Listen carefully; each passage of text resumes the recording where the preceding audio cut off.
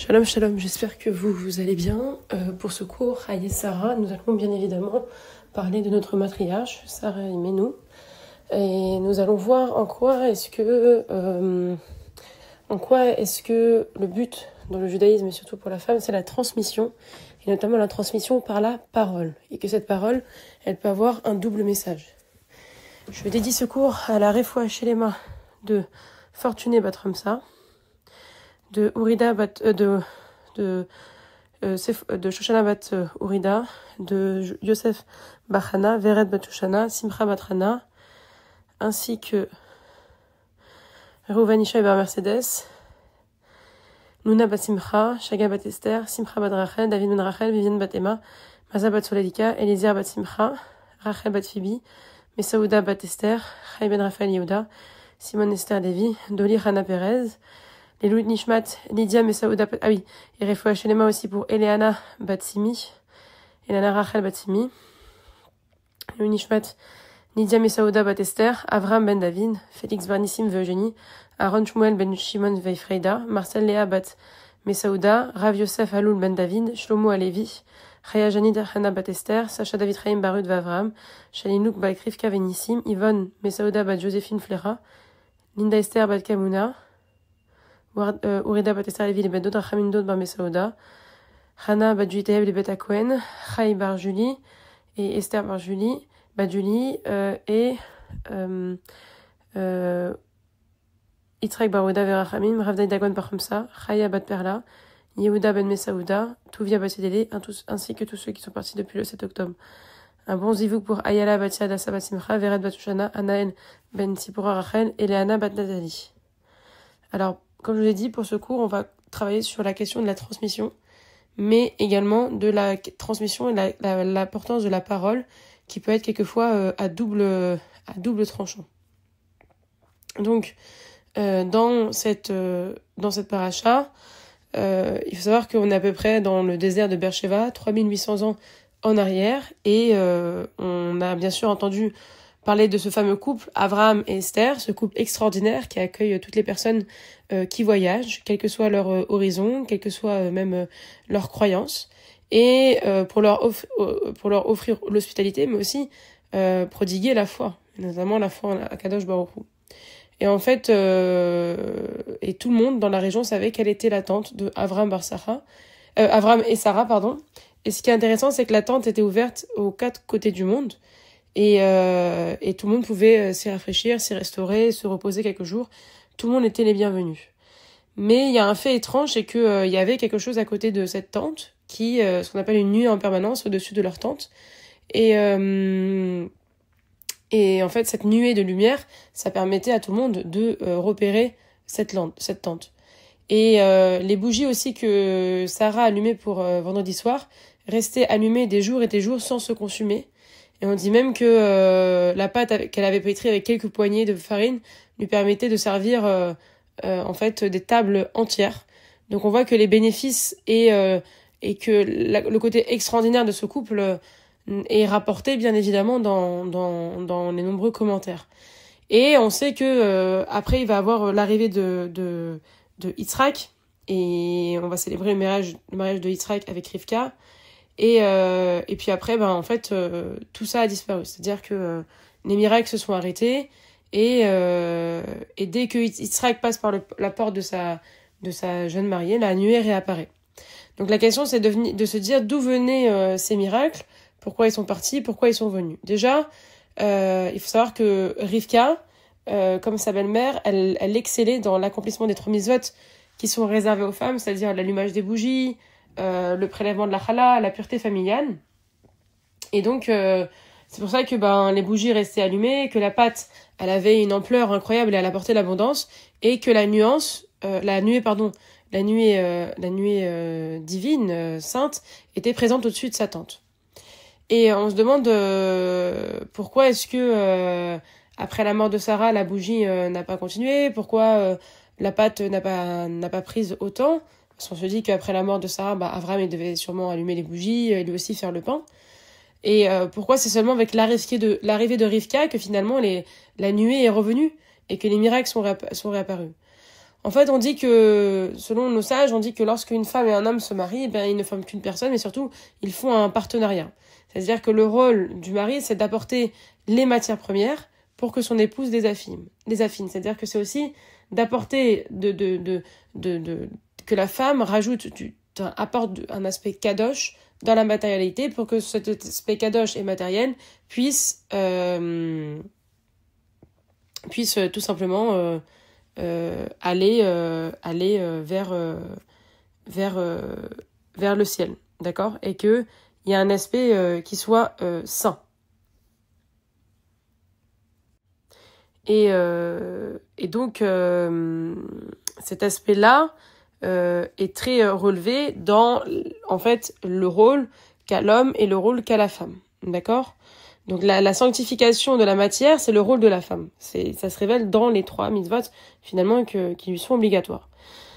En effet, lorsque les femmes allument les bougies de Shabbat, elles apportent la lumière. Elles permettent au foyer que ce foyer soit empreint de spiritualité.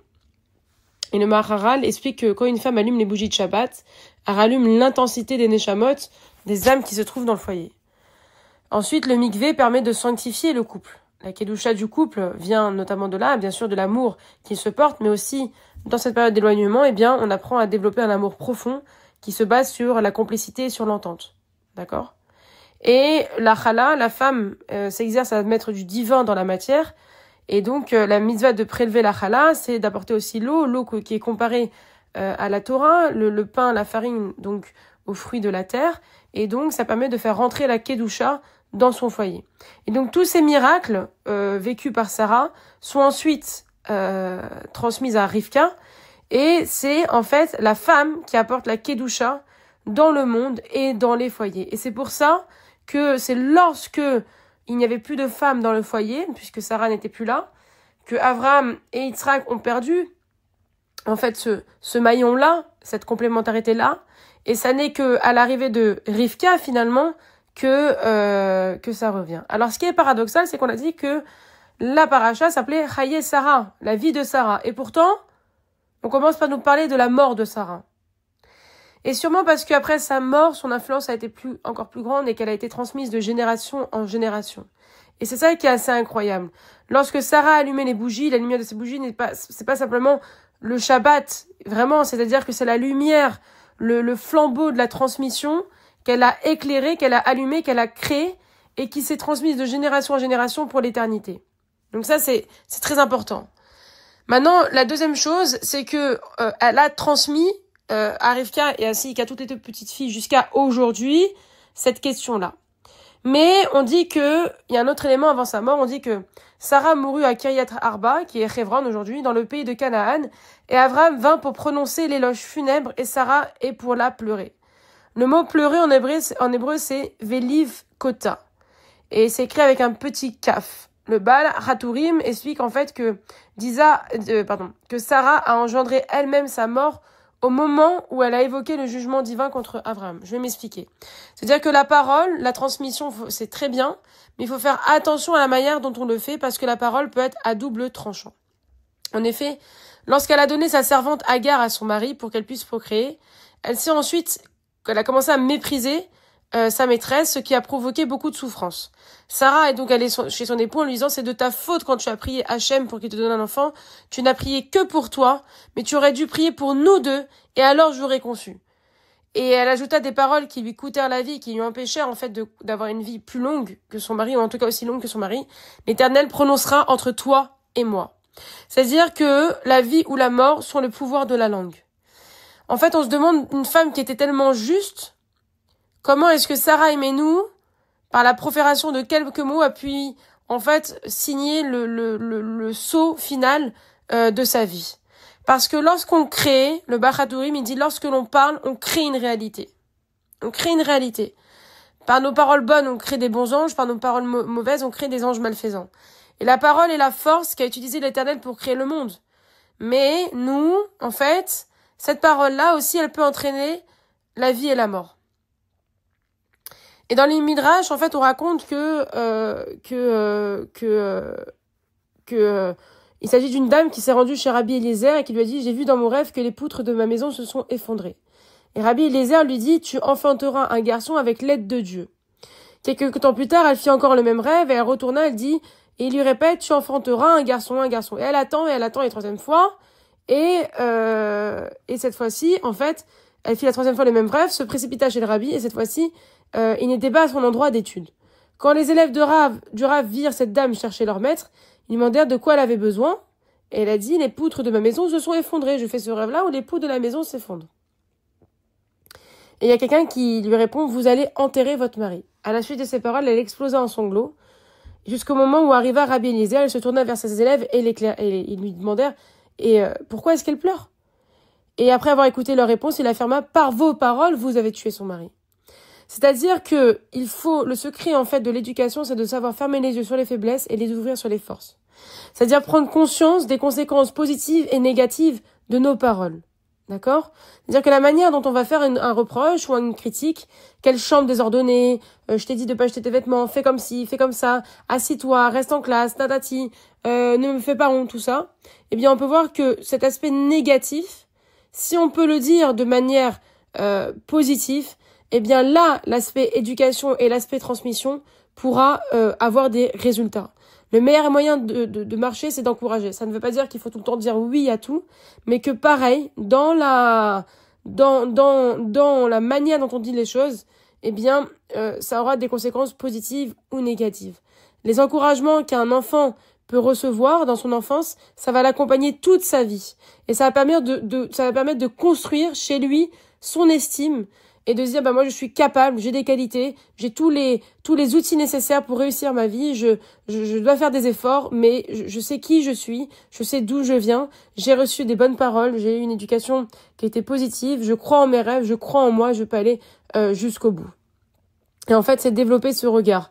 C'est-à-dire qu'il faut faire attention dans la manière dont on parle. Donc, bien évidemment que la transmission, c'est une chose qui est essentielle, et de comprendre la Torah et de la transmettre, et vraiment d'être une lumière dans cette vie, mais aussi, attention, il n'y a pas que le savoir, il y a aussi la transmission, la manière de transmettre le savoir. Et cette manière de transmettre, eh bien, elle passe par la bouche, par la parole. Il faut pas oublier que la parole, c'est un aspect divin, et que, en fait, chacune de nos paroles a une conséquence sur nos vies, sur notre jugement, etc., etc.